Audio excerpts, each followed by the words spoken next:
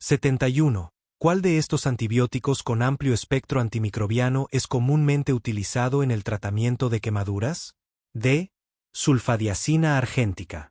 Antibióticos tópicos en quemaduras. Subtema 1. Generalidades e importancia. 1. ¿Cuál es el principal objetivo del uso de antibióticos tópicos en el tratamiento de quemaduras? Respuesta.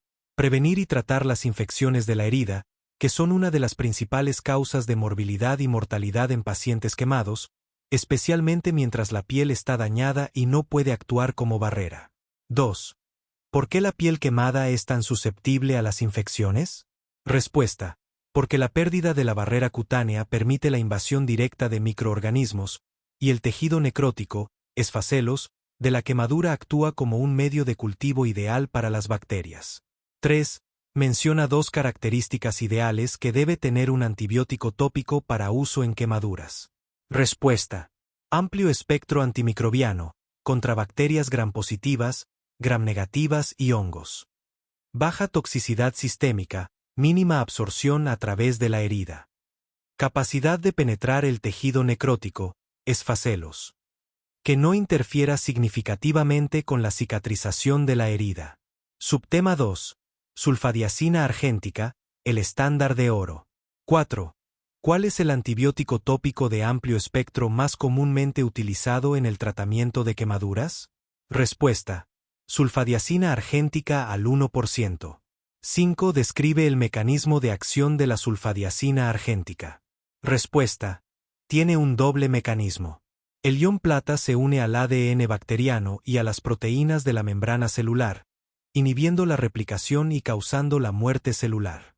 La sulfadiazina actúa como un antimetabolito, compitiendo con el ácido paraaminobenzoico, PABA, para inhibir la síntesis de ácido fólico, esencial para el crecimiento bacteriano. 6. ¿Qué tipos de microorganismos cubre efectivamente la sulfadiazina argéntica? Respuesta. Tiene un amplio espectro que incluye bacterias gram-positivas, gram-negativas y algunos hongos. 7. Nombra una desventaja o efecto secundario común del uso de sulfadiazina argéntica. Respuesta. Puede causar leucopenia transitoria, disminución del recuento de glóbulos blancos, que generalmente se resuelve espontáneamente a los pocos días, incluso continuando el tratamiento. 8. Además de la leucopenia, ¿qué otro inconveniente presenta la sulfadiazina argéntica? Respuesta. Tiene una penetración limitada en el esfacelo, tejido necrótico, por lo que su eficacia puede verse reducida en quemaduras profundas o con mucha costra. Subtema 3. Otros agentes tópicos comunes y sus características.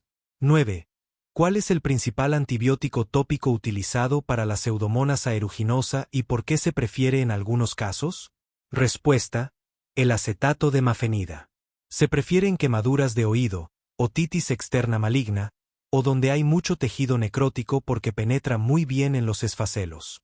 10. Nombra una desventaja importante del acetato de mafenida. Respuesta. Es un inhibidor de la anhidrasa carbónica, lo que puede causar acidosis metabólica hiperclorémica e diuresis osmótica. También es muy doloroso al aplicarse. 11. ¿Para qué tipo de infecciones específicas se utiliza comúnmente la bacitracina? Respuesta. Se usa para infecciones superficiales por bacterias gram-positivas, como Staphylococcus y Streptococcus, a menudo en quemaduras de espesor parcial o áreas como la cara. 12. La nitrofurazona tiene una actividad particularmente buena contra una bacteria gram-negativa. ¿Cuál es? Respuesta. Tiene buena actividad contra Escherichia coli. 13. ¿Cuál es una limitación significativa de la nitrofurazona? Respuesta. Tiene una cobertura pobre contra Pseudomonas aeruginosa, un patógeno común y muy problemático en las infecciones de quemaduras. 14. ¿El ácido fusídico es especialmente útil contra qué bacteria gram-positiva específica? Respuesta. Es muy efectivo contra Staphylococcus aureus, incluyendo cepas resistentes a la meticilina, SARM, en su formulación tópica. 15. Nombra un antibiótico tópico que no es un fármaco tradicional, sino un antiséptico, y es muy utilizado en el cuidado inicial de las quemaduras. Respuesta. La clorexidina. Se usa como solución antiséptica para la limpieza inicial de la herida. Subtema 4. Mecanismos de acción y espectro, comparativo. 16. Un antibiótico que inhibe la síntesis de la pared celular bacteriana, efectivo contra grampositivas, es. Respuesta: bacitracina. 17. Un antibiótico que actúa como antimetabolito, inhibiendo la síntesis de ácido fólico, es. Respuesta: el componente sulfadiacina de la sulfadiacina argéntica. 18. Un antibiótico cuyo mecanismo principal es la unión a la subunidad ribosomal 50S, inhibiendo la síntesis de proteínas, es. Respuesta: ácido fusídico. 19. ¿Qué dos antibióticos tópicos son considerados de elección por su capacidad para penetrar el tejido necrótico? Respuesta: acetato de mafenida, mejor penetración, y, en menor medida, la sulfadiacina argéntica. 20. Clasifica los siguientes antibióticos según su espectro: GRAMI, GRAM o amplio bacitracina, nitrofurazona, sulfadiacina argéntica. Respuesta: bacitracina. Espectro principalmente contra grampositivas. Nitrofurazona. Espectro amplio, pero limitado, no cubre bien pseudomonas. Sulfadiacina argéntica. Espectro amplio, GRAM y hongos. Subtema 5. Efectos adversos y consideraciones clínicas. 21. ¿Qué antibiótico tópico puede causar leucopenia transitoria irreversible? Respuesta: sulfadiacina argéntica. 22. Un paciente con quemaduras extensas tratado con un antibiótico tópico desarrolla acidosis metabólica hiperclorémica. ¿Qué antibiótico es el probable causante? Respuesta: acetato de mafenida. 23. ¿Qué antibiótico tópico se debe usar con precaución en pacientes alérgicos a las sulfas? Respuesta: sulfadiacina argéntica, ya que contiene un derivado de la sulfonamida. 24. La aplicación de qué antibiótico tópico se asocia frecuentemente con un dolor intenso y urente. Respuesta: acetato de mafenida. 25. ¿Por qué el uso prolongado de un solo agente tópico puede ser problemático? Respuesta: porque puede favorecer el desarrollo de resistencias bacterianas y la selección de cepas de microorganismos que no son sensibles al antibiótico utilizado. Subtema 6. Aplicación y sinergios clínicos. 26. En una quemadura superficial de segundo grado en la cara, ¿qué antibiótico tópico suave y con buen perfil para esta zona se podría elegir? Respuesta: bacitracina o una pomada de bacitracina / polimixina. 27. Si se sospecha una infección profunda por pseudomonas en una quemadura de tercer grado, ¿qué agente tópico se elegiría por su mejor penetración? Respuesta: acetato de mafenida. 28. ¿Cuál es el protocolo general de aplicación de la mayoría de las pomadas antibióticas en una quemadura? Respuesta: se aplica una capa fina sobre la herida limpia 1 o 2 veces al día, cubriendo con un apósito estéril. 29. Antes de aplicar cualquier antibiótico tópico, ¿cuál es un paso crucial en el cuidado de la herida?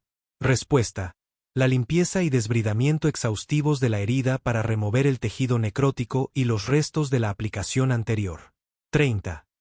¿En qué situación se preferiría el uso de un apósito impregnado con plata, como la plata nanocristalina, sobre una pomada tradicional?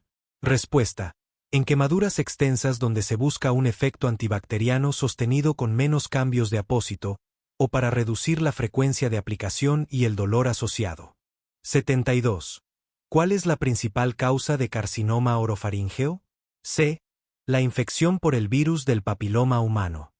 Carcinoma orofaríngeo. Subtema 1. Etiología y factores de riesgo. 1. ¿Cuál es la principal causa del carcinoma orofaríngeo en la actualidad, especialmente en poblaciones más jóvenes y en países desarrollados? Respuesta: la infección por el virus del papiloma humano, VPH, particularmente el genotipo 16. 2. Además del VPH, nombra los 2 factores de riesgo tradicionales más importantes para el cáncer orofaríngeo.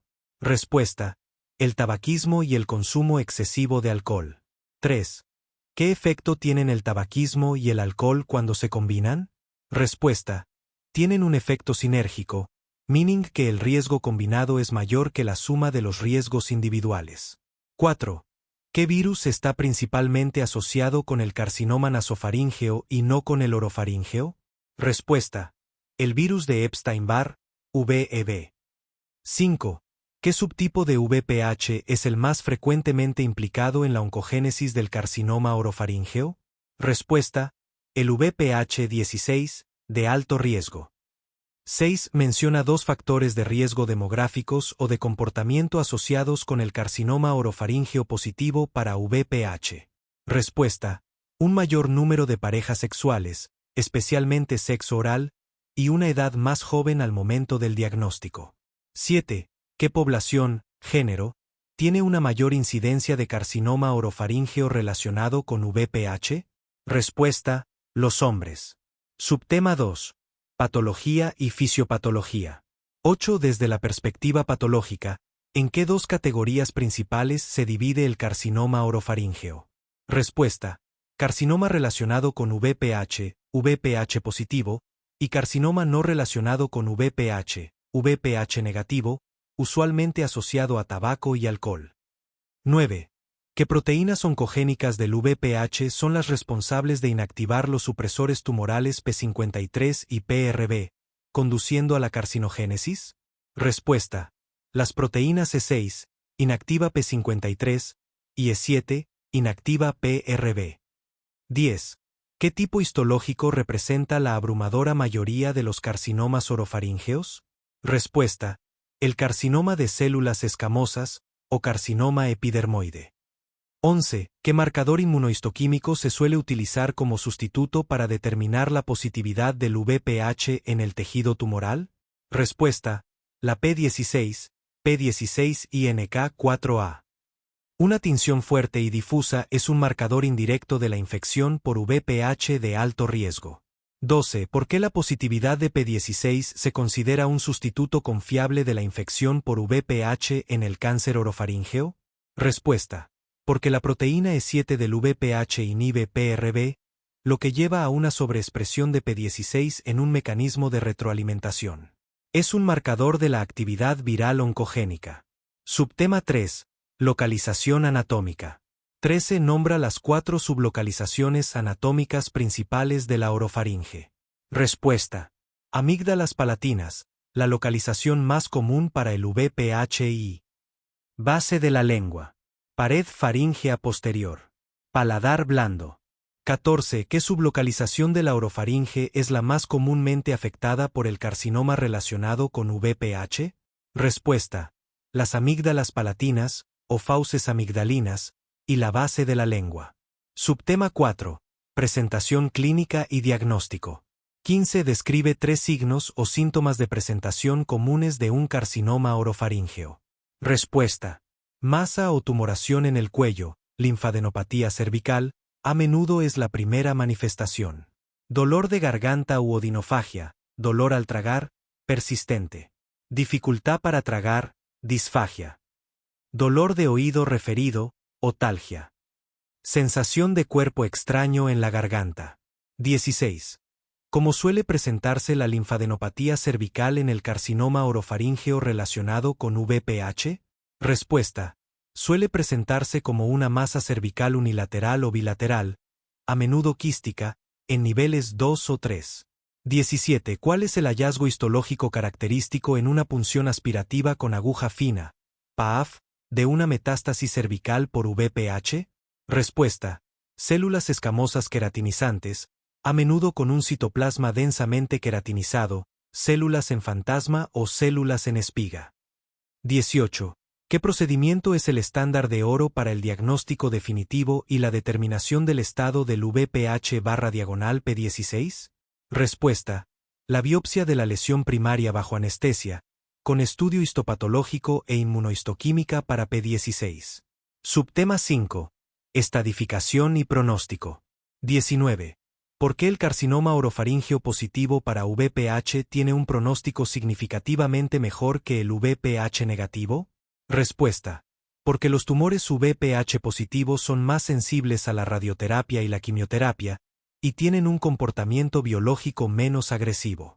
20. ¿Cómo afecta el estado del VPH a la estadificación del carcinoma orofaríngeo según el sistema AJCC/UICC, octava edición?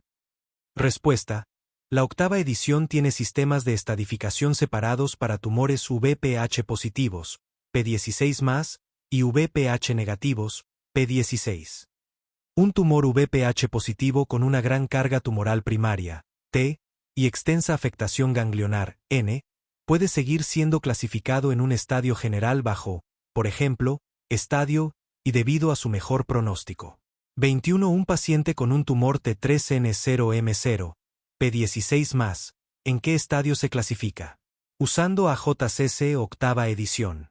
Respuesta: estadio I, en la estadificación para VPH, y cualquier T, N0, N1 es estadio, T1, T2, N2 es estadio 2, y T3 o N3 es estadio 3. 22. Nombra dos factores de riesgo que se asocian con un peor pronóstico en el carcinoma orofaríngeo, incluso en tumores VPH positivos. Respuesta: tabaquismo actual y empaqueteaño elevado, y la presencia de metástasis a distancia, M1. Subtema 6. Tratamiento y abordaje. 23. ¿Cuál es un objetivo principal en los protocolos de tratamiento actuales para el carcinoma orofaríngeo relacionado con VPH en estadios tempranos? Respuesta: la desintensificación del tratamiento, reducir la dosis de quimio/diagonal radioterapia o evitar la cirugía radical, para preservar la calidad de vida y reducir la toxicidad a largo plazo, sin comprometer la supervivencia. 24. Menciona dos opciones de tratamiento estándar para el carcinoma orofaríngeo localmente avanzado. Respuesta: quimiorradioterapia radical, tratamiento órgano preservador estándar. Cirugía primaria, por ejemplo, escisión transoral robótica o láser, TORS/diagonal TOLS, seguida de radioterapia o quimiorradioterapia adyuvante según los factores de riesgo patológicos. 25. ¿En qué situaciones se indica la disección cervical ganglionar? Respuesta: se indica en el abordaje quirúrgico primario, para tratar el cuello clínicamente positivo, o de manera electiva, en un cuello clínicamente negativo pero con alto riesgo de micrometástasis. 26. ¿Qué factores patológicos en una pieza de cirugía primaria indicarían la necesidad de radioterapia o quimiorradioterapia adyuvante? Respuesta: márgenes quirúrgicos positivos, extensión extranodal, y metástasis en múltiples ganglios linfáticos. 27. ¿Cuál es una de las complicaciones a largo plazo más debilitantes del tratamiento intensivo del cáncer de cabeza y cuello?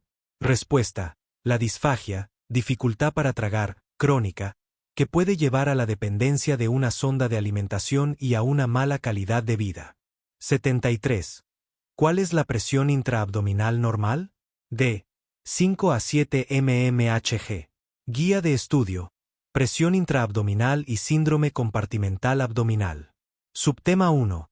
Conceptos básicos y valores normales. 1. ¿Cuál es el rango de la presión intraabdominal, PIA, normal en un adulto sano? Respuesta: menor de 5 a 7 milímetros de mercurio. En reposo, típicamente se encuentra entre 5 y 7 milímetros de mercurio. 2. ¿A partir de qué valor de PIA se define la hipertensión intraabdominal, HIA? Respuesta: una PIA sostenida igual o superior a 12 milímetros de mercurio. 3. ¿Qué valor de PIA, en general, se considera el límite superior de la normalidad? Respuesta: 12 milímetros de mercurio. Por encima de este valor se inicia la hipertensión intraabdominal. 4. Menciona los 4 grados de hipertensión intraabdominal según la Sociedad Mundial del Síndrome Compartimental Abdominal, (SACS). Respuesta: grado I, PIA de 12 a 15 milímetros de mercurio. Grado 2, PIA de 16 a 20 milímetros de mercurio.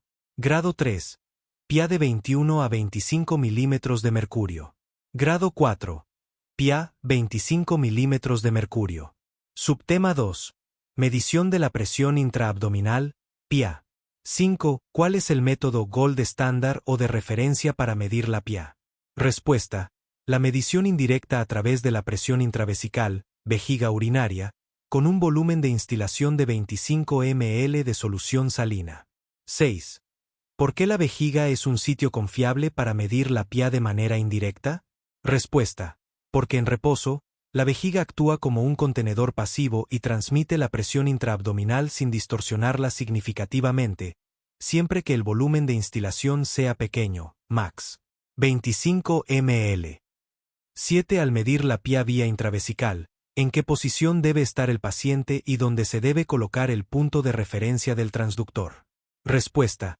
El paciente debe estar en decúbito supino, boca arriba, y el transductor debe cerrarse a nivel de la línea axilar media, a la altura de la cresta ilíaca. 8. Además de la vía intravesical, nombra otros 2 sitios donde se puede medir la PIA de forma indirecta. Respuesta. Presión intragástrica, estómago. Presión intracolónica, colon. Presión en la vena cava inferior. 9. ¿Qué condición debe cumplirse al medir la PIA en un paciente con ventilación mecánica? Respuesta. La medición debe realizarse al final de la expiración, para evitar la influencia de la presión positiva de la ventilación sobre la lectura. Subtema 3. Hipertensión intraabdominal, HIA, y síndrome compartimental abdominal, SCA. 10. ¿Cuál es la definición formal de hipertensión intraabdominal, HIA? Respuesta. Es un aumento sostenido de la PIA mayor o igual que 12 milímetros de mercurio, documentado en al menos 3 mediciones consecutivas con una diferencia de 1 a 6 horas. 11. ¿Cuál es la definición formal del síndrome compartimental abdominal, SCA? Respuesta. Es una PIA sostenida, 20 milímetros de mercurio que se asocia con nueva disfunción o fallo orgánico. 12. ¿Cuál es la diferencia fundamental entre la hipertensión intraabdominal, HIA, y el síndrome compartimental abdominal, SCA? Respuesta. La HIA es solo la elevación de la presión, mayor o igual que 12 milímetros de mercurio. El SCA es la elevación de la presión, 20 milímetros de mercurio, más la presencia de disfunción orgánica, EJ. Hipoxia, oliguria, acidosis láctica. 13. Nombra al menos 3 causas comunes que pueden llevar a un síndrome compartimental abdominal. Respuesta. Disminución de la compliance de la pared abdominal, quemaduras circundantes, vendajes apretados. Aumento del contenido intraabdominal. Hemoperitoneo, neumoperitoneo, ileo/diagonal obstrucción intestinal, ascitis masiva. Acumulación de líquido en espacio extravascular/diagonal edema. Sepsis, politransfusiones masivas, resucitación con grandes volúmenes de fluidos. 14. ¿Qué es la presión de perfusión abdominal, PPA, y por qué es importante? Respuesta. Es la diferencia entre la presión arterial media, PAM, y la presión intraabdominal, PIA. Fórmula. PPA igual a PAM, PIA. Es importante porque determinando el flujo sanguíneo a los órganos intraabdominales. Una PPA, 60 milímetros de mercurio se asocia con mal pronóstico. 15. Calcula la PPA si un paciente tiene una PAM de 80 milímetros de mercurio y una PIA de 25 milímetros de mercurio. ¿Es esta PPA adecuada? Respuesta. PPA igual a 80 milímetros de mercurio a 25 milímetros de mercurio igual a 55 milímetros de mercurio. No es adecuada. Una PPA, 60 milímetros de mercurio indica perfusión inadecuada de los órganos abdominales y es un criterio para el diagnóstico de SCA. Subtema 4. Fisiopatología y consecuencias sistémicas. 16. ¿Cómo afecta la HIA/diagonal SCA a la función cardiovascular? Respuesta. Causa disminución del gasto cardíaco debido a disminución del retorno venoso, compresión de la vena cava. Aumento de la poscarga, aumento de la presión intratorácica y resistencia vascular sistémica. Disminución de la contractilidad miocárdica. 17. ¿Cuál es el efecto de la HIA/diagonal SCA sobre la ventilación y la mecánica pulmonar? Respuesta. Causa restricción ventilatoria con disminución de la compliance pulmonar. Atelectasias basales. Aumento de la presión en la vía aérea, picos y mesetas. Dificultad para la oxigenación y ventilación, hipercapnia, hipoxia. 18. ¿Por qué la HIA/diagonal SCA causa daño renal y oliguria? Respuesta. Por compresión directa de las arterias y venas renales, reduciendo el flujo sanguíneo renal. Disminución del gasto cardíaco, lo que reduce aún más la perfusión renal. Compresión de los uréteres, menos común. La oliguria suele aparecer con PIA, 15 milímetros de mercurio y la anuria con PIA, 30 milímetros de mercurio. 19. ¿Cómo afecta la HIA/SCA a la perfusión y función del sistema nervioso central? Respuesta. Aumenta la presión intracraneal, PIC, y disminuye la presión de perfusión cerebral, PPC, debido al aumento de la presión intratorácica que dificulta el drenaje venoso cerebral a través de las venas yugulares. 20. ¿Qué efecto tiene la HIA sobre la perfusión de la mucosa intestinal? Respuesta. La reduce drásticamente, lo que puede llevar a isquemia mucosal, translocación bacteriana y liberación de citocinas proinflamatorias, exacerbando el fallo multiorgánico. Subtema 5. Manejo y tratamiento. 21. ¿Cuál es el tratamiento definitivo para el síndrome compartimental abdominal establecido? Respuesta. La descompresión quirúrgica mediante la parotomía. Se deja el abdomen abierto, que a menudo requiere el uso de un abdomen abierto con un sistema de contención temporal. 22. Nombra al menos 3 estrategias de manejo no quirúrgico para la hipertensión intraabdominal, HIA. Respuesta. Mejorar la compliance de la pared abdominal. Sedación y analgesia adecuadas, evitar vendajes apretados. Evacuar contenido intraluminal. Sonda nasogástrica y rectal, uso de procinéticos. Evacuar colecciones intraabdominales, paracentesis si hay ascitis, drenaje de abscesos. Optimizar el balance de fluidos, uso de diuréticos o terapia de reemplazo renal en pacientes sobrecargados. 23. ¿En qué pacientes debe sospecharse y monitorizarse rutinariamente la PIA? Respuesta. En pacientes críticos con factores de riesgo, como trauma abdominal severo, pancreatitis grave, resucitación con grandes volúmenes, sepsis abdominal, cirugía abdominal mayor, quemaduras abdominales. 24. ¿Qué es el síndrome post-descompresión y por qué es peligroso? Respuesta. Es una hipotensión severa y parada cardiorrespiratoria que puede ocurrir inmediatamente después de la descompresión quirúrgica del abdomen. Es peligroso porque la liberación brusca de metabolitos ácidos y potasio desde el lecho esplácnico isquémico hacia la circulación sistémica puede causar colapso cardiovascular. 25.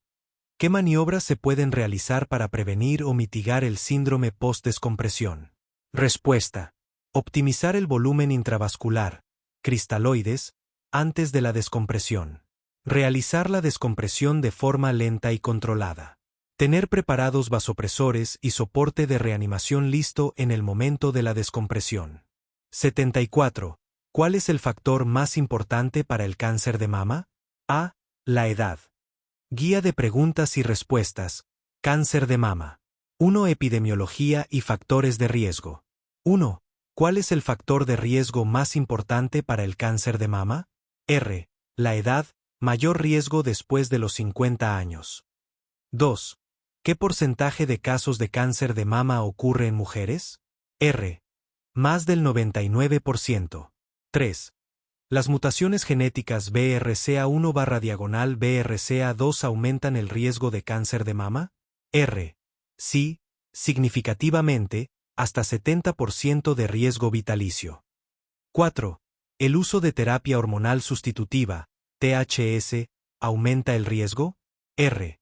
Sí, especialmente la combinada, estrógeno y progestágeno, por más de 5 años. 5. ¿La menarquía temprana, antes de los 12 años, es un factor de riesgo? R. Sí, aumenta la exposición hormonal a lo largo de la vida. 6. ¿La menopausia tardía, después de los 55 años, influye en el riesgo? R. Sí, por mayor exposición a estrógenos endógenos. 7. ¿La nuliparidad es un factor de riesgo? R. Sí, al igual que el primer embarazo después de los 30 años. 8. ¿La lactancia materna protege contra el cáncer de mama? R. Sí, reduce el riesgo aproximadamente 4 a 5% por cada 12 meses de lactancia. 9. ¿El consumo de alcohol aumenta el riesgo? R. Sí, incluso en cantidades moderadas. 10. ¿La obesidad postmenopáusica es un factor de riesgo? R. Sí, por la conversión de andrógenos a estrógenos en el tejido adiposo. 2. Patología y subtipos moleculares. 11. ¿Cuál es el tipo histológico más común de cáncer de mama? R. Carcinoma ductal infiltrante, 80% de los casos. 12. ¿Qué es el carcinoma lobulillar infiltrante? R. Segundo tipo más común, 10%, suele ser multicéntrico y bilateral. 13. ¿Cuáles son los 4 subtipos moleculares principales de cáncer de mama? R. Luminal A, luminal B, HER2 enriquecido y triple negativo. 14. ¿Qué caracteriza al cáncer de mama triple negativo? R. Ausencia de RE, RP y HER2. Comportamiento agresivo y peor pronóstico. 15. ¿Qué subtipo molecular tiene el mejor pronóstico? R. Luminal A, RI, RPI, HER2, Ki67 bajo. 16. ¿El carcinoma ductal in situ, CIS, es invasivo? R. No, es una neoplasia intraepitelial con potencial de progresión a invasivo. 17. ¿Qué es la enfermedad de Paget de la mama? R. Carcinoma ductal que afecta el pezón, asociado a CIS o cáncer infiltrante. 18. ¿Qué marcadores inmunohistoquímicos definen el subtipo luminal B? R. RI, cualquier estado de RP, HER2 más o HER2 con Ki67 elevado. 3. Diagnóstico y estudios de imagen. 19. ¿Cuál es el método de screening más efectivo para cáncer de mama? R. Mamografía anual /diagonal bianual a partir de los 40 a 50 años, según guías. 20. ¿Qué estudio se prefiere en mujeres jóvenes con mamas densas? R. Ultrasonido mamario como complemento a la mamografía. 21. ¿La resonancia magnética mamaria es útil en pacientes con mutación BRCA? R. Sí, por su alta sensibilidad en mamas densas y alto riesgo. 22. ¿Qué hallazgo mamográfico sugiere malignidad? R. Masa espiculada, microcalcificaciones pleomórficas o agrupadas. 23. ¿Cuál es el método de elección para biopsia de lesiones no palpables? R. Biopsia con aguja gruesa guiada por estereotaxia o ultrasonido. 24. ¿Qué sistema de clasificación se usa para informar hallazgos mamográficos? R. BIRADS, Breast Imaging Reporting and Data System. 25. ¿Qué significa BIRADS 4? R. Hallazgo sospechoso de malignidad que requiere biopsia. 26. ¿Qué significa BIRADS 5? R. Altamente sugestivo de malignidad, 95% de probabilidad. 4. Tratamiento. 27. ¿Cuál es el tratamiento quirúrgico estándar para estadios tempranos? R. Cirugía conservadora, tumorectomía, y radioterapia o mastectomía. 28. ¿Qué es el ganglio centinela? R. Primer ganglio linfático que drena el tumor. Su biopsia determina diseminación axilar. 29. ¿Cuándo está indicada la linfadenectomía axilar? R. Cuando el ganglio centinela es positivo, metástasis. 30. ¿Qué tipos de radioterapia se usan en cáncer de mama? R. Externa, sobre mama, pared torácica, ganglios, y braquiterapia, radiación interna. 31. ¿Qué subtipos son candidatos a terapia hormonal? R. Tumores con REI o RP positivos, luminal A y B. 32. ¿Qué fármacos se usan en terapia endocrina adyuvante? R. Tamoxifeno, preva-radiagonal postmenopáusicas, e inhibidores de aromatasa, postmenopáusicas. 33. ¿Qué subtipo responde a terapia anti-HER2? R. Tumores HER2 positivos, EG, trastuzumab, pertuzumab. 34. ¿El cáncer triple negativo responde a quimioterapia? R. Sí, es el principal tratamiento sistémico, no responde a hormonoterapia ni anti-HER2. 35. ¿Qué es la quimioterapia neoadyuvante? R. Quimioterapia antes de la cirugía para reducir el tamaño tumoral. 36. ¿Qué marcador de proliferación celular guía decisiones de quimioterapia? R. Ki67, alto mayor o igual que 20% sugiere mayor agresividad. 37. ¿Qué factores pronósticos son más importantes en cáncer de mama? R. Estadio TNM, subtipo molecular, grado histológico, estado de RE/diagonal RP/diagonal HER2. 38. ¿Qué subtipo tiene peor supervivencia a 5 años? R. Triple negativo, mayor recurrencia temprana. 39. ¿Qué significa respuesta patológica completa, PCR, post-neoadyuvancia? R. Ausencia de tumor invasivo en mama y axila, asociado a mejor pronóstico. 40. ¿Cada cuánto se realiza seguimiento con mamografía post-tratamiento? R. Anualmente, tras finalizar tratamiento. 41. ¿La densidad mamográfica alta es factor de riesgo? R. Sí, aumenta el riesgo de cáncer y dificulta el diagnóstico por mamografía. 75. ¿Cuál es la causa más frecuente de hipotiroidismo en países desarrollados sin deficiencia de yodo? C. Tiroiditis de Hashimoto. Guía de estudio, hipotiroidismo. Subtema 1. Conceptos básicos y fisiopatología. 1. ¿Qué es el hipotiroidismo? Respuesta. Es un trastorno endocrino caracterizado por una producción insuficiente de hormonas tiroideas, T4 y T3, por parte de la glándula tiroides. 2. ¿Cuál es la función principal de las hormonas tiroideas en el organismo? Respuesta. Regular el metabolismo basal, la producción de calor, el crecimiento, el desarrollo y el funcionamiento de múltiples sistemas orgánicos. 3. ¿Qué significa que la mayoría de los casos de hipotiroidismo sean primarios? Respuesta. Que la causa del problema reside en la glándula tiroides misma, no en la hipófisis o el hipotálamo. 4. En el hipotiroidismo primario, ¿cómo se alteran los niveles de TSH y T4 libre? Respuesta. La TSH está elevada, por falta de retroalimentación negativa, y la T4 libre está baja.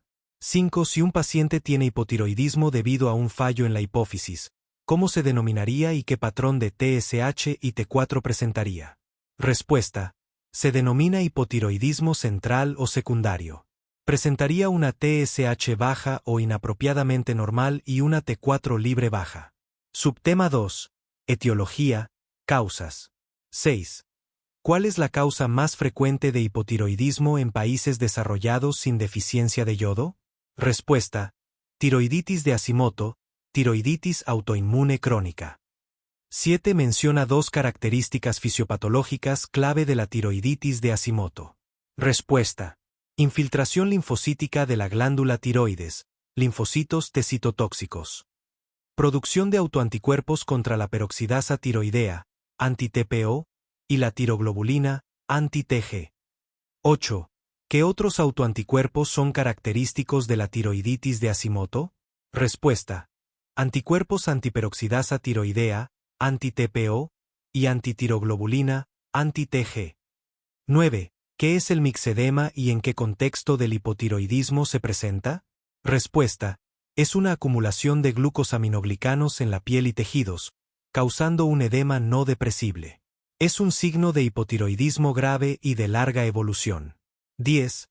Además de la tiroiditis de Hashimoto, nombra otras 3 causas importantes de hipotiroidismo primario. Respuesta.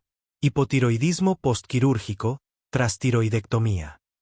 Hipotiroidismo post-yodo radiactivo, tratamiento para hipertiroidismo. Déficit severo de yodo, más común en regiones no desarrolladas. 11. La tiroiditis subaguda, de Dequervain, ¿suele causar hipotiroidismo permanente? Respuesta. No, generalmente causa un hipotiroidismo transitorio que sigue a una fase de hipertiroidismo doloroso. 12. ¿El cáncer de tiroides es una causa frecuente de hipotiroidismo? Respuesta. No. El hipotiroidismo en estos pacientes suele ser consecuencia del tratamiento, tiroidectomía total, no del tumor en sí. Subtema 3. Cuadro clínico, signos y síntomas. 13. Nombra 5 síntomas frecuentes del hipotiroidismo. Respuesta.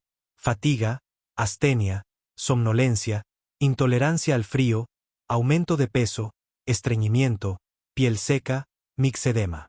14. Nombra 5 signos físicos frecuentes en la exploración de un paciente con hipotiroidismo. Respuesta. Bradicardia, mixedema, facies mixedematosa, reflejos osteotendinosos de fase de relajación lenta, reflejo aquiliano en martillo pilón, piel pálida y seca, cabello quebradizo, derrame pericárdico o pleural. 15. ¿Qué alteración en los reflejos osteotendinosos es clásica del hipotiroidismo? Respuesta. La fase de relajación es lenta, reflejo aquiliano en martillo pilón. 16. ¿Cómo afecta el hipotiroidismo al sistema cardiovascular? Respuesta. Causa bradicardia, disminución del gasto cardíaco, derrame pericárdico e hipercolesterolemia. 17. ¿Qué alteraciones se pueden encontrar en el perfil lipídico de un paciente hipotiroideo? Respuesta. Hipercolesterolemia, elevación del LDL colesterol, debido a la disminución en su aclaramiento. Subtema 4. Diagnóstico y pruebas de laboratorio. 18. ¿Cuál es la prueba de laboratorio más sensible y específica para diagnosticar el hipotiroidismo primario? Respuesta. La hormona estimulante de la tiroides, TSH. 19. Un paciente tiene TSH elevada y T4 libre normal. ¿Qué diagnóstico sugiere? Respuesta. Hipotiroidismo subclínico. 20. Un paciente tiene TSH elevada y T4 libre baja. ¿Qué diagnóstico confirma? Respuesta. Hipotiroidismo primario clínico o manifiesto. 21. ¿Qué autoanticuerpos se deben solicitar para confirmar la etiología autoinmune del hipotiroidismo? Respuesta. Anticuerpos antiperoxidasa tiroidea, anti-TPO. Los antitiroglobulina, anti-TG, son menos sensibles pero también específicos. 22. ¿Qué hallazgo ecográfico típico se observa en la tiroiditis de Hashimoto? Respuesta.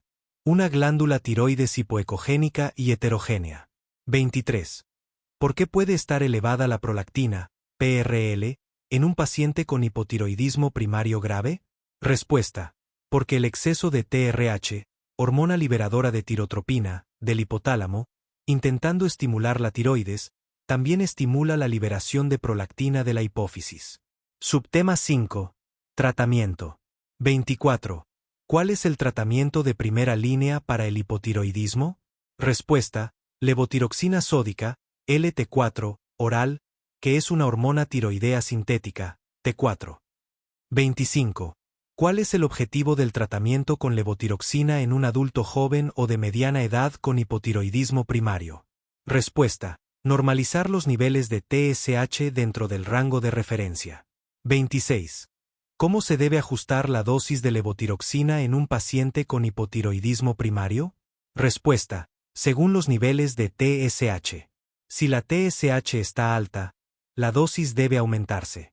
Si está baja, debe reducirse. 27.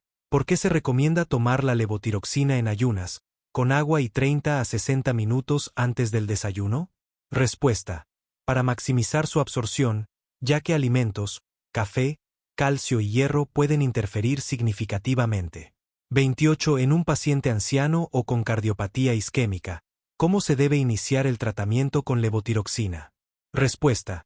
Se debe comenzar con una dosis baja e incrementarla gradualmente, start low, go slow, para evitar desenmascarar una angina de pecho o provocar una arritmia. 29. ¿Qué es el coma mixedematoso? Respuesta. Es una emergencia médica que representa la forma más extrema del hipotiroidismo, caracterizada por alteración del nivel de conciencia, hipotermia, bradicardia e hipoventilación. 30. Menciona 3 pilares del tratamiento del coma mixedematoso. Respuesta. Administración de hormonas tiroideas intravenosas, levotiroxina y oleotironina T3. Corticosteroides, por la posible insuficiencia suprarrenal asociada. Soporte vital, calentamiento pasivo, soporte ventilatorio, corrección de la hipoglucemia y la hiponatremia. 76. Sobre las hernias inguinales directas, elija la respuesta correcta. B. Se sitúa medial al anillo inguinal interno y de los vasos epigástricos inferiores. Hernias. Subtema 1. Definición y conceptos básicos. 1. ¿Qué es una hernia? Respuesta. Es la protrusión o salida de un órgano, o parte de él, a través de un orificio o debilidad en la pared de la cavidad que lo contiene. 2. Nombra los 3 componentes principales de una hernia. Respuesta. Saco herniario, la porción de peritoneo que se protruye. Contenido. Las estructuras que se encuentran dentro del saco. Asas intestinales, epiplón. Anillo herniario.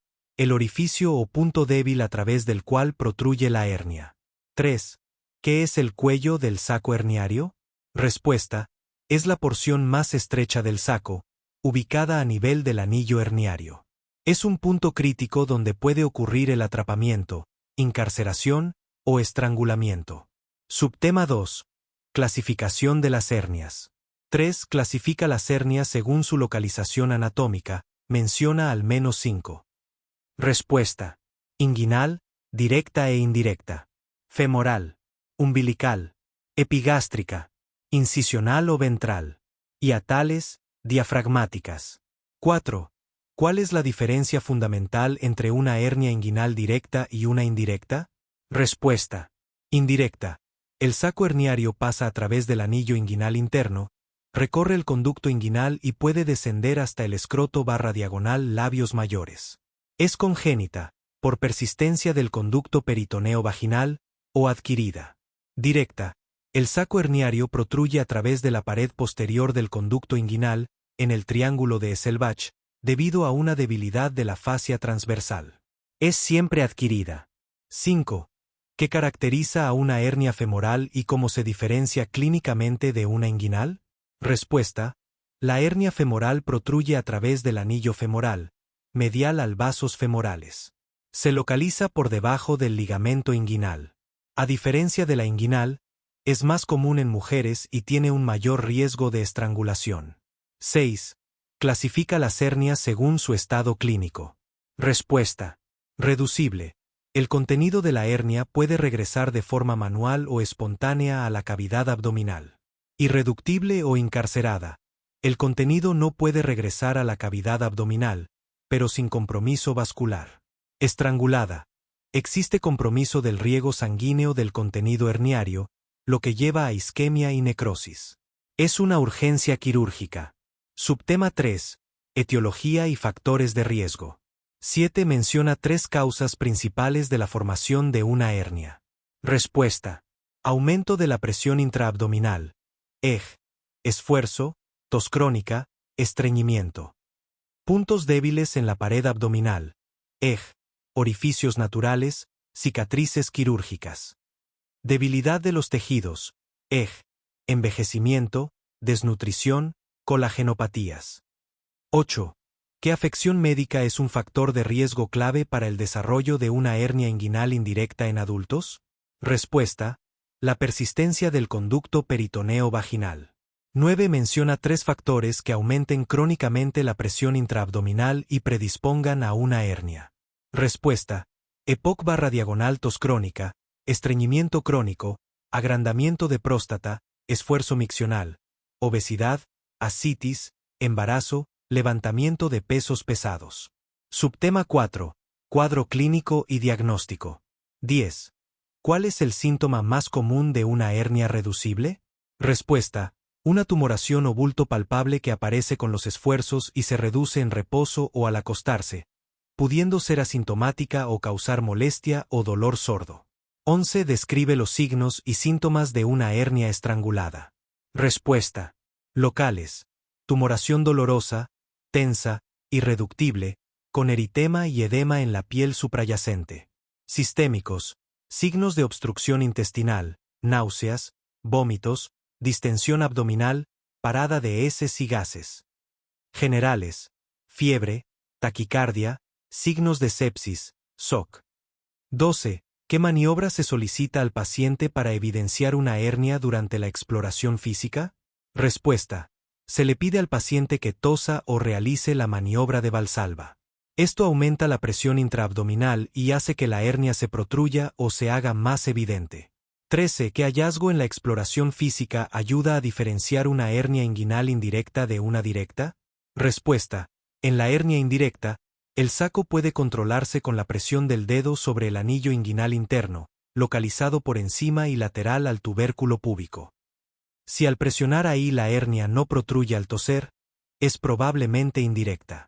La directa protruye a través de la pared posterior, triángulo de Esselbach. 14.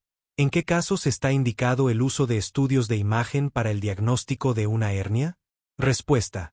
Cuando el diagnóstico es incierto después de la exploración física, en hernias ocultas, o para caracterizar hernias complejas o recidivantes.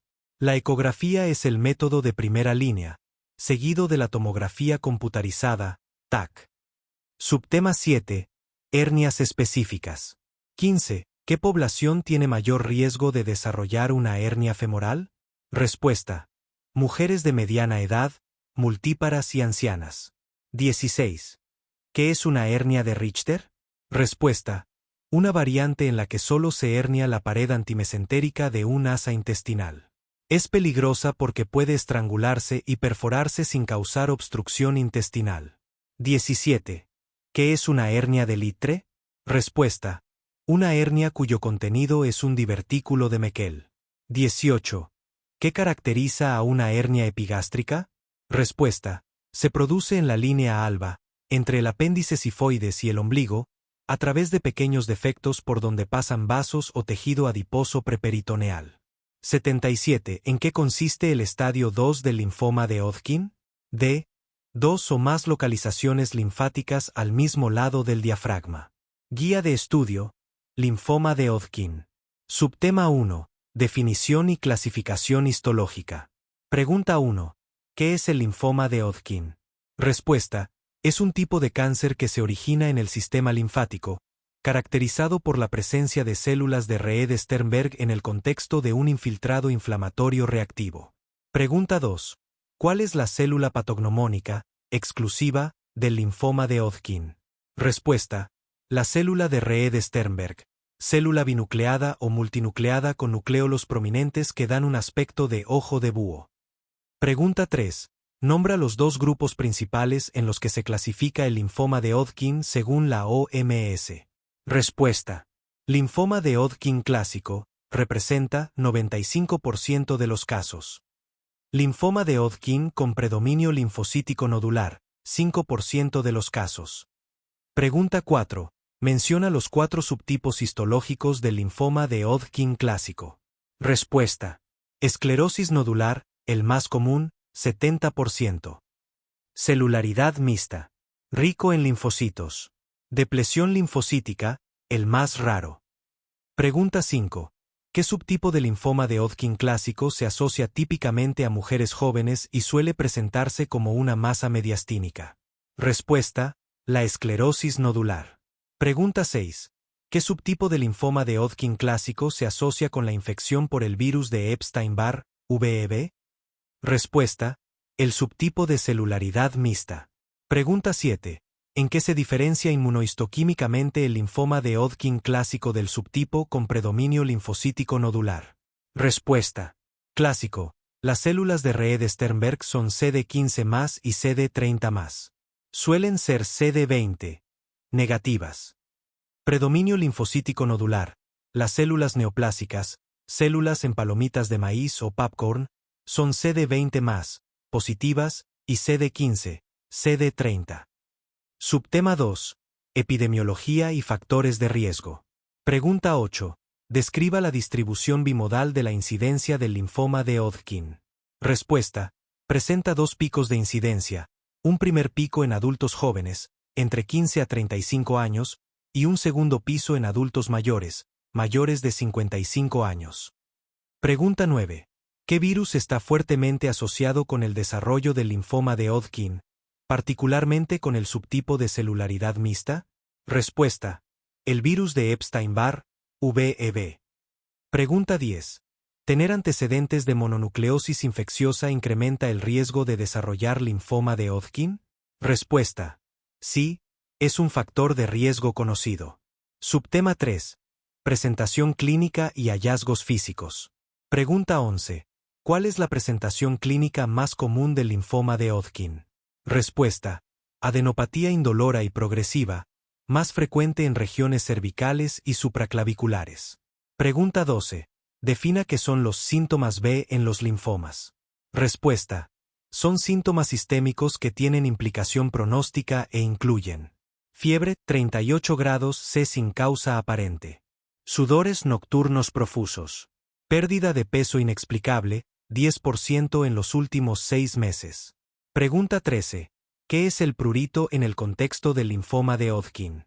Respuesta: es un síntoma constitucional frecuente, pero no se considera un síntoma B oficial para la estadificación. Pregunta 14. ¿Qué es el dolor ganglionar inducido por el consumo de alcohol y con qué se asocia? Respuesta: es un síntoma específico pero poco común del linfoma de Hodgkin, donde el paciente refiere dolor en las áreas ganglionares afectadas poco después de consumir alcohol. Pregunta 15. ¿Por qué un paciente con linfoma de Hodgkin puede presentar hepatomegalia o esplenomegalia? Respuesta: indica afectación extranodal del hígado o del vaso por la enfermedad, lo que implica un estadio más avanzado, estadio 4 si es diseminada, o estadio 3 si solo es esplénica. Subtema 4. Estadificación, sistema de Ann Arbor modificado. Pregunta 16. ¿Cuál es el sistema de estadificación utilizado para el linfoma de Hodgkin? Respuesta: el sistema de estadificación de Ann Arbor modificado por Cotswolds. Pregunta 17. Defina el estadio y según Ann Arbor. Respuesta: afectación de una sola región ganglionar, EG, ganglios cervicales derechos, o de un solo órgano o localización extralinfática, IE. Pregunta 18. Defina el estadio 2 según Ann Arbor. Respuesta: afectación de dos o más regiones ganglionares del mismo lado del diafragma, por encima o por debajo. Pregunta 19. Defina el estadio 3 según Ann Arbor. Respuesta: afectación de regiones ganglionares a ambos lados del diafragma. Puede incluir afectación del vaso, IIS, o ambas, IIS e IIE. Pregunta 20. Defina el estadio 4 según Ann Arbor. Respuesta: afectación diseminada de uno o más órganos extralinfáticos, EG, médula ósea, hígado, pulmón, con o sin afectación ganglionar asociada. Pregunta 21. ¿Qué significa el sufijo E en la estadificación, por ejemplo, IE? Respuesta: indica afectación extralinfática contigua o localizada, a partir de un foco ganglionar conocido. Pregunta 22. ¿Qué significa el sufijo B en la estadificación, por ejemplo, estadio IIB? Respuesta: indica la presencia de uno o más síntomas B, fiebre, sudores nocturnos, pérdida de peso. Pregunta 23. ¿Qué significa el sufijo A en la estadificación, por ejemplo, estadio IIA? Respuesta: indica ausencia de síntomas B. Pregunta 24. Un paciente tiene afectación de ganglios cervicales y mediastínicos, y presenta fiebre y sudores nocturnos. ¿Cuál es su estadio? Respuesta: estadio IIB. Dos áreas ganglionares arriba del diafragma y síntomas B. Pregunta 25. Un paciente tiene afectación de ganglios inguinales y axilares, sin síntomas. ¿Cuál es su estadio? Respuesta: estadio IIA. Ganglios a ambos lados del diafragma y sin síntomas B. Pregunta 26. Un paciente tiene afectación de ganglios cervicales y una lesión sólida en el hígado confirmada como linfoma. ¿Cuál es su estadio? Respuesta: estadio 4. Afectación diseminada de un órgano extralinfático no contiguo. Subtema 5. Diagnóstico y estudios de imagen. Pregunta 27. ¿Cuál es el procedimiento diagnóstico de oro para confirmar un linfoma de Hodgkin? Respuesta: la biopsia quirúrgica, excisional o incisional, de un ganglio linfático afectado para análisis histopatológico. Pregunta 28. ¿Por qué una biopsia por aspiración con aguja fina, PAAF, no es suficiente para el diagnóstico inicial? Respuesta: porque no permite evaluar la arquitectura nodal, que es crucial para el diagnóstico y la clasificación del subtipo histológico. Pregunta 29. ¿Cuál es el estudio de imagen de elección para la estadificación inicial y la evaluación de respuesta al tratamiento? Respuesta: la tomografía por emisión de positrones, PET/CT. Pregunta 30. ¿Qué hallazgo en la PET/CT se usa para evaluar la respuesta al tratamiento y se asocia con un mejor pronóstico? Respuesta: la normalización metabólica, de Auville 1 a 3, después de la quimioterapia. Pregunta 31. ¿Cuál es el régimen de quimioterapia estándar de primera línea para el linfoma de Hodgkin clásico? Respuesta: ABVD, doxorubicina, bleomicina, vinblastina, dacarbazina. Pregunta 32. ¿Cuál es el papel de la radioterapia en el tratamiento del linfoma de Hodgkin? Respuesta. Se utiliza como tratamiento consolidador después de la quimioterapia, especialmente en estadios tempranos, dirigida a las áreas inicialmente afectadas, radioterapia de campo involucrado. Pregunta 33. ¿Qué opciones existen para pacientes con enfermedad recidivada o refractaria? Respuesta. Quimioterapia de rescate, salvamento. Trasplante autólogo de células madre hematopoyéticas. Inmunoterapias, EG, brentuximab vedotin, un anticuerpo conjugado a anti-CD30. 78 paciente masculino de 20 años, motorista, que presenta tras accidente de tráfico, traumatismo abdominal contuso con shock hipovolémico, dolor y distensión abdominales. En el lavado peritoneal aparece hemoperitoneo. El diagnóstico más probable será B. Rotura esplénica.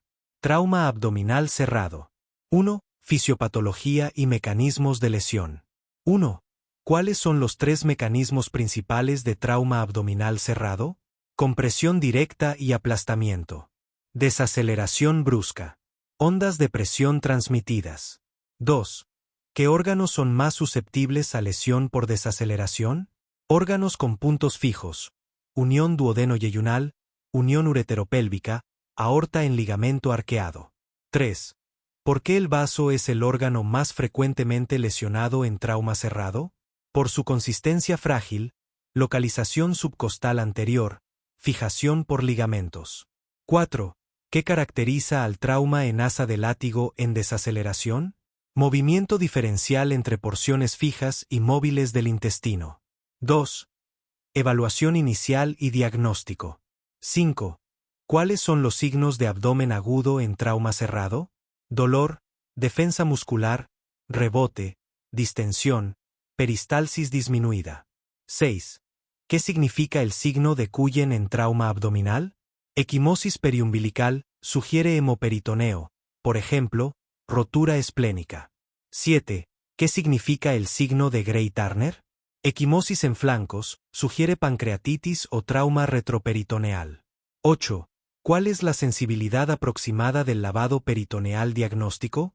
98% para detectar hemoperitoneo, 100,000 RBC/diagonal superíndice 3. 9. ¿Qué criterios en FAST indican la parotomía urgente? Líquido libre en abdomen en paciente inestable. 10. ¿Cuándo está indicada la tomografía abdominal en trauma? Paciente hemodinámicamente estable con sospecha de lesión intraabdominal. 3. Lesiones específicas por órgano. Vaso. 11. ¿Cuál es el órgano más frecuentemente lesionado en trauma abdominal cerrado? Vaso, 25 a 30% de los casos. 12. ¿Qué escala se usa para graduar las lesiones esplénicas? Escala de la American Association for the Surgery of Trauma, AST, grado IAV. 13. ¿Cuándo está indicado el manejo no operatorio en rotura esplénica? Grado I3. Paciente estable, sin otras indicaciones de la parotomía. 14. ¿Qué complicación tememos en el manejo conservador de rotura esplénica? Sangrado tardío o ruptura secundaria, generalmente en primera 72H. 15. ¿Qué vacuna debe recibir un paciente post-esplenectomía? Antineumocócica, anti-Haemophilus, antimeningocócica. Hígado. 16. ¿Qué órgano es el segundo más frecuentemente lesionado en trauma cerrado? Hígado, 15 a 20% de los casos. 17. ¿Cuál es la principal causa de muerte en trauma hepático? Hemorragia masiva incontrolable. 18. ¿Qué hallazgo en TAC sugiere lesión de vía biliar en trauma hepático? Colección de líquido biliar, biloma, o extravasación de contraste. Intestino. 19. ¿Qué porción intestinal es más susceptible a trauma por compresión? Yeyuno proximal, por compresión contra columna. 20. ¿Cuál es el signo radiológico de rotura duodenal? Aire retroperitoneal o aire alrededor de riñón derecho. 21. ¿Qué indica el hallazgo de aire libre en TAC abdominal post-trauma? Perforación de víscera hueca, indicación quirúrgica. 4. Diagnóstico diferencial. 22. En un joven con trauma abdominal, shock hemoperitoneo, ¿Cuál es el DX más probable? Rotura esplénica. 23. ¿Qué lesión debe sospecharse en trauma de cinturón de seguridad con equimosis? La belt injury, lesión intestinal, fractura lumbar, chance fracture. 24. Paciente con trauma abdominal y hematuria macroscópica. Diagnóstico: trauma renal, contusión, laceración. 25. ¿Qué lesión vascular debe sospecharse en desaceleración brusca con TAS 90? Desgarro aórtico a nivel del ligamento arqueado. 5. Manejo y tratamiento. 26. ¿Cuál es la primera prioridad en trauma abdominal con SOC? Reanimación con cristaloides y control de hemorragia. 27. ¿Cuándo está indicada la parotomía urgente en trauma abdominal? Inestabilidad hemodinámica no responsiva a reanimación. Peritonitis. Neumoperitoneo. Eviscersación. Hemoperitoneo masivo en FAST. 28. ¿Qué ventajas tiene el manejo no operatorio en trauma esplénico/diagonal hepático? Preservación de función esplénica, menor morbilidad, recuperación más rápida. 29. ¿Qué signos indican fracaso del manejo conservador en trauma esplénico? Inestabilidad hemodinámica, hemoperitoneo progresivo, disminución de HB persistente. 30. ¿Cuál es el abordaje quirúrgico estándar en trauma abdominal? Laparotomía media sifopúbica. 6. Complicaciones. 31.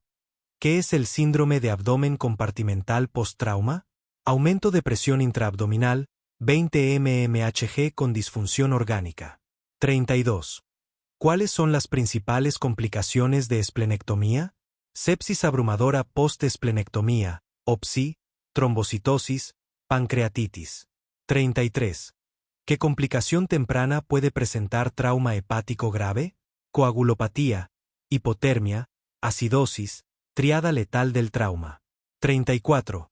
¿Qué indica la elevación de enzimas hepáticas post-trauma abdominal? Posible contusión hepática o isquemia mesentérica. 79. ¿Cuál de los siguientes es la causa de hipotiroidismo en los países en desarrollo? D. Deficiencia de yodo en la dieta. Hipotiroidismo. Fisiología tiroidea. 1. ¿Dónde se localiza la glándula tiroides? En la región anterior del cuello, por delante de la tráquea, entre el cartílago tiroides y el anillo traqueal. 2. ¿Qué células tiroideas producen T3 y T4? Las células foliculares tiroideas, tirocitos. 3. ¿Qué células tiroideas producen calcitonina? Las células parafoliculares, células C. 4. ¿Cuál es el principal estimulador de la síntesis y liberación de hormonas tiroideas? La TSH, hormona estimulante del tiroides, secretada por la adenohipófisis. 5. ¿Qué elemento esencial es necesario para la síntesis de hormonas tiroideas? El yodo. 6. ¿Qué porcentaje de T3 circulante se produce por conversión periférica de T4?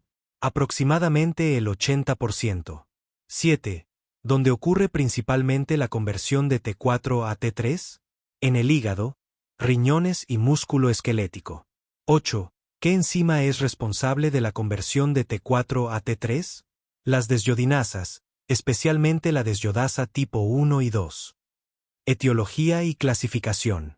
9. ¿Cuál es la causa más común de hipotiroidismo a nivel mundial? La deficiencia de yodo. 10.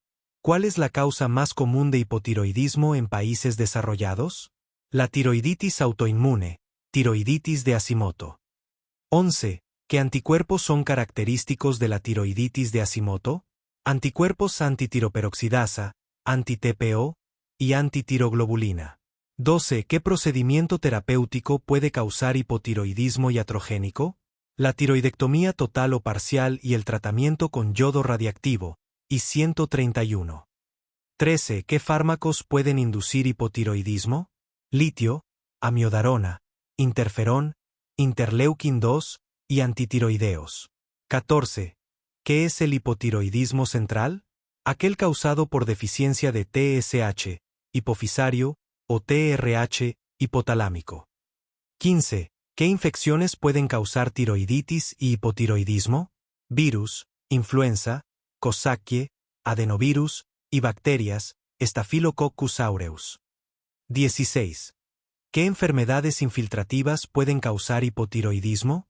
Amiloidosis, hemocromatosis, sarcoidosis y esclerodermia. Cuadro clínico. 17. ¿Cuáles son los síntomas cardinales del hipotiroidismo? Fatiga, intolerancia al frío, aumento de peso, estreñimiento y piel seca. 18. ¿Qué hallazgos en la exploración física son característicos del mixedema? Piel gruesa, seca y fría. Edema no depresible en regiones periorbitarias y dorso de manos. 19. ¿Qué alteraciones cardiovasculares produce el hipotiroidismo? Bradicardia, disminución del gasto cardíaco, derrame pericárdico e hipertensión diastólica. 20. ¿Qué alteraciones neurológicas pueden presentarse? Lentitud mental, pérdida de memoria, neuropatía periférica y síndrome del túnel del carpo. 21. ¿Qué alteraciones metabólicas produce el hipotiroidismo?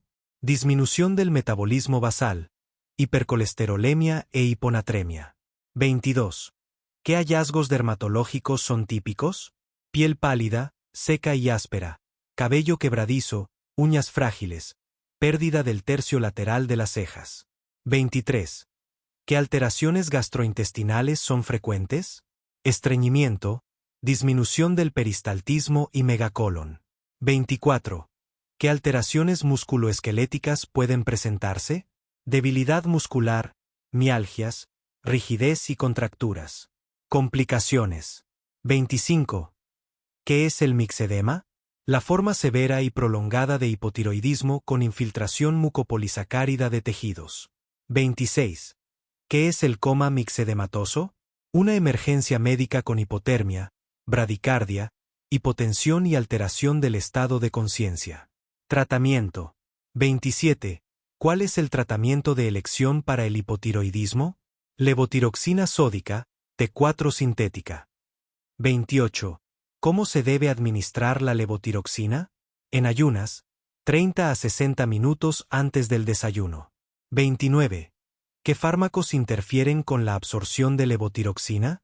Sales de calcio, hierro, antiácidos, colestiramina y sucralfato. 30. ¿Cuál es el objetivo del tratamiento en hipotiroidismo primario? Normalizar los niveles de TSH, 0.5 a 2.5 MUAI/L. 31. ¿Cada cuánto debe monitorizarse la TSH después de iniciar tratamiento? A las 6 a 8 semanas, luego cada 6 a 12 meses una vez estabilizado. 32. ¿Cuál es el tratamiento del coma mixedematoso? Levotiroxina 4, glucocorticoides, soporte ventilatorio y corrección de hipotermia. 80. ¿Cuál es la secuela más común de la apendicitis perforada? C. Absceso periapendicular. Apendicitis y sus complicaciones. Subtema 1. Anatomía y fisiopatología básica. 1. ¿Dónde se localiza típicamente el apéndice vermiforme? Respuesta. En la fosa ilíaca derecha, en la base del ciego, punto de M. Seburney. 2. ¿Cuál es la causa más frecuente de apendicitis aguda? Respuesta. La obstrucción de la luz apendicular, generalmente por un fecalito, apendicolito. 3. ¿Qué consecuencia inmediata tiene la obstrucción de la luz apendicular? Respuesta.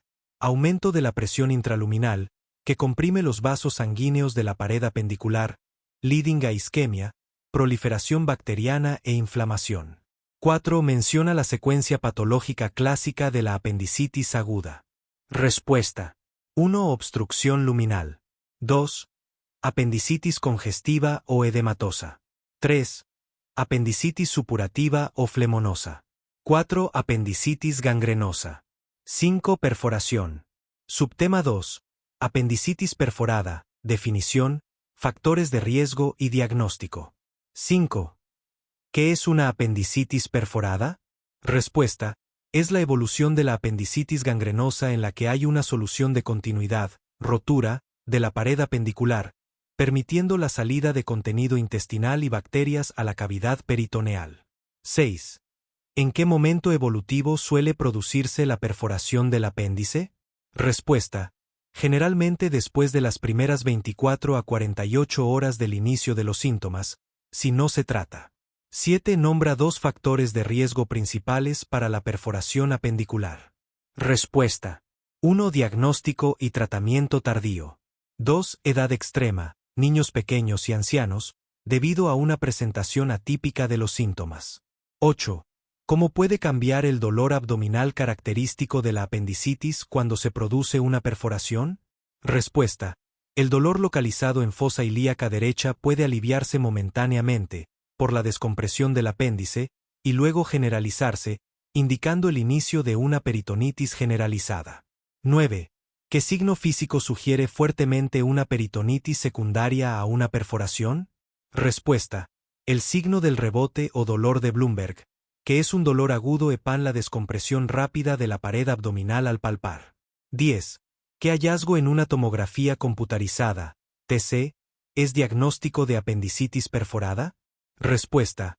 La visualización de un defecto en la pared del apéndice, con presencia de aire libre o líquido extraluminal fuera de la punta del apéndice. Subtema 3. Complicaciones y secuelas de la apendicitis perforada. 11. ¿Cuál es la secuela más común de una apendicitis perforada? Respuesta. La formación de un absceso periapendicular o localizado, EG, en fosa ilíaca derecha. 12. ¿Por qué se forma un absceso como secuela de una perforación? Respuesta. Es un mecanismo de defensa del organismo. El epiplón y las asas intestinales adyacentes intentan contener la infección, emparedando la perforación y formando una colección purulenta localizada. 13. Además del absceso periapendicular, nombra otras dos localizaciones posibles de abscesos post-perforación. Respuesta. 1. Absceso pélvico, en el fondo de saco de Douglas.